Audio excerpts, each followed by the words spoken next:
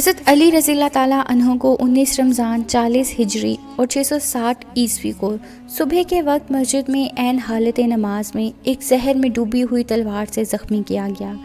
جب آپ کے قاتل کو گرفتار کر کے آپ کے سامنے لائے اور آپ نے دیکھا کہ اس کا چہرہ زرد ہے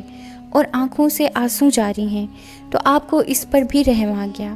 اور اپنے دونوں فرزندوں حضرت امام حسن رضی اللہ تعالیٰ عنہ اور حضرت امام حسین رضی اللہ تعالیٰ عنہ کو ہدایت فرمائی کہ یہ تمہارا قیدی ہے اور اس کے ساتھ کوئی سختی نہ کرنا، جو کچھ خود کھانا وہ اسے کھلانا۔ اگر میں اچھا ہو گیا تو مجھے اختیار ہے، میں چاہوں گا تو اسے سزا دوں گا اور چاہوں گا تو اسے معاف کر دوں گا،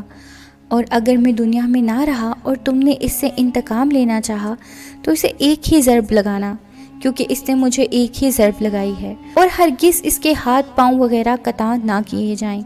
اس لیے کہ تعلیم اسلام کے خلاف ہے۔ 2 روز تک حضرت علی رضی اللہ تعالیٰ عنہ بستر بیماری پر انتہائی کرب اور تکلیف کے ساتھ رہے۔ آخرکار زہر کا اثر جسم میں پھیل گیا اور 21 رمضان کو نماز صبح کے وقت آپ کی شہادت ہوئی، اور حضرت حسن رضی اللہ تعالیٰ عنہ اور حضرت حسین رضی اللہ تعالیٰ عنہ نے تجہیز و تکفین کی اور پشت کوفہ پر نجف کی سرزمین میں دفن کیے گئے۔